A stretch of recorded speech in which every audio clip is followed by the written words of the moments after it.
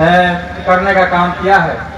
साथियों, समय बहुत कम है, बहुत देर हो गई नामांकन में हम लोगों को, लेकिन हम लोगों ने आप सब लोगों से कहना चाहेंगे यह जो तरारी की जो धरती है, यह धरती कॉमरेड राम नरेश राम की धरती है और इसी पर तरारी की धरती पर तरारी हो, शहर हो, इन तमाम जगहों पर गरीबों को, दलितों को, पिछड़े समाज के लोगों को, अकलियत समाज के लोगों को खटिया पर बैठने का अधिकार नहीं था।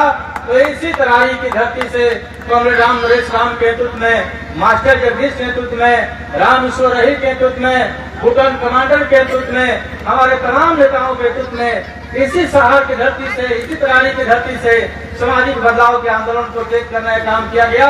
और आज जब 40 वर्षों के बाद ये जो हमें आजादी मिली है, कि आज गरीब भी अपने घर में खटिया पर बैठता है, अपने गरीब भी अपने अनुसार अपने लोगों को वोट देने का काम करता है, तो यह दिन कॉमरेड राम नरेश राम का दिन है, यह दिन भाकपा माले का दिन है।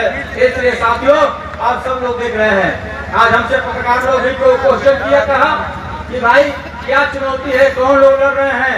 हमने कहा कि यह तरारी है और तरारी में 95 से लेकर के अभी तक कहीं कोई चुनौती नहीं रहा और हमेशा लाल झंडा यहाँ से जीतने का काम किया है। और इस बार भी चुनाव में हम लोग भारी मतों से यहाँ जीतने का काम करेंगे।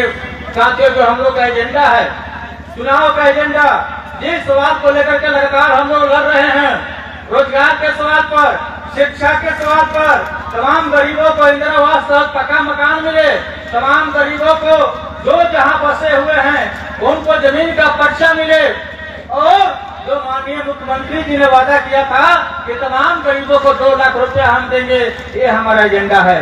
जिस जातीय जनगणना के बाद बिहार विधानसभा में 65% आरक्षण को, दलितों को, पिछड़ों को, अकलियत समाज के लोगों को आरक्षण के दायरे को बढ़ाने का काम किया गया था। बिहार के महागठबंधन की सरकार ने उस आरक्षण के दायरे को, भाजपा की सरकार केंद्र में आते ही उस आरक्षण को निरस्त कर दिया गया।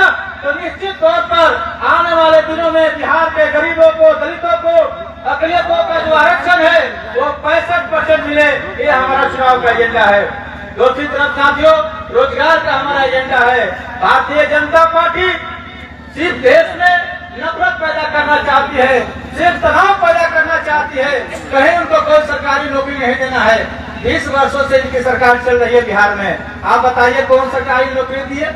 2006 में होम गार्ड की बहाली निकाले थे और आज उनकी परीक्षा हो रही है, और जो लोग परीक्षार्थी है उनका उम्र हो गया 55 साल, उनके बेटा का परीक्षा देने का समय आ गया है।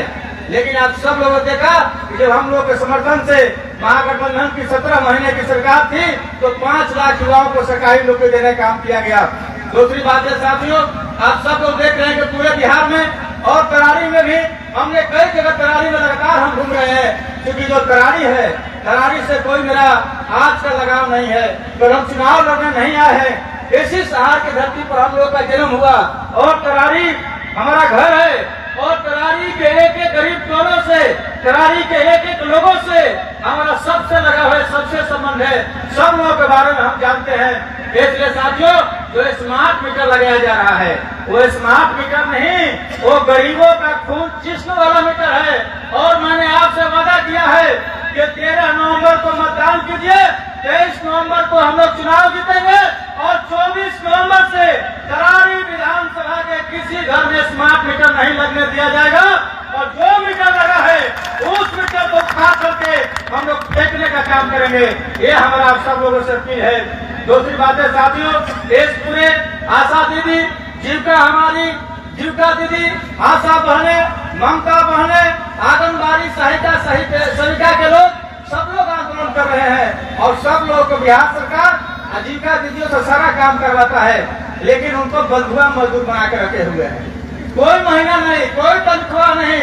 इसलिए 23 नवंबर के बाद बिहार विधानसभा में इन तमाम जीविका दीदियों को, आशा बहनों को, ममता को, आंगनबाड़ी लोगों को, सबको सरकारी कर्मी का दर्जा और सबको 25,000 वेतन मिले, इसकी लड़ाई को तेज किया जाएगा।